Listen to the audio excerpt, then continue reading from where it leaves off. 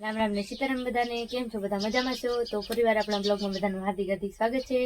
તો થંબનેલ જોઈને તમને બધાને ખબર પડી જ ગઈ છે. તો આજે શેનો વિડીયો બનાવવાનો છે? તો આજે આપણે બનાવવાનું છે મકાઈનું શાક. તો તમે બધા વિડીયોમાં બના લેજો. મકાઈનું શાક બનાવવા માટે આપણે બાફેલા મકાઈ લીધેલી છે, એના નાના નાના કટકા કરી નાખેલા છે. પછી ડુંગળીની, ટમેટાની અને આદુ લસણની ને મરચાની આપણે ઓલી ચટણી કરેલી છે. અને આ બધી જે સૂકા મસાલા લીધેલા છે. તો તમે બધા વિડીયોમાં હવે આગળ બનાવી દેજો. આપણે હવે મકાઈનું શાક વઘારશું.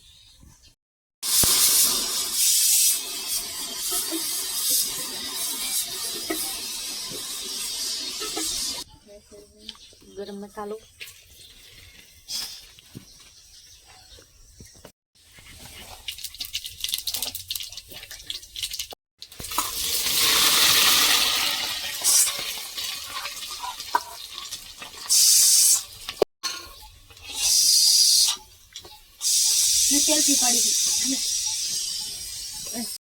તો મિત્રો જો આપણી ગ્રેવી તૈયાર થઈ ગઈ છે, એકદમ સરસ મજાની, અને એની સુગંધ પણ મસ્તની આવે છે.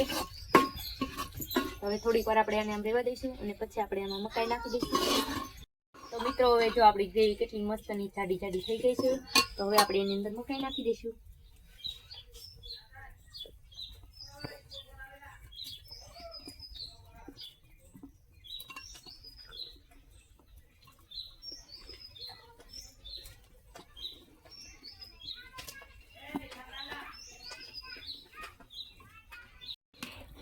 તો જો કેટલું સરસ મજાનું આપણું શાક બનીને તૈયાર થઈ ગયું છે. આપણે આને થોડી વાર ઢાંકીને રહેવા દઈશું.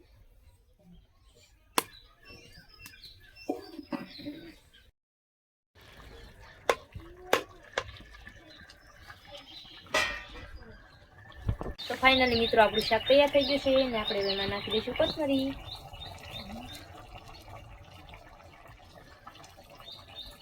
હવે આપણે એને ઉતારી લઈશું.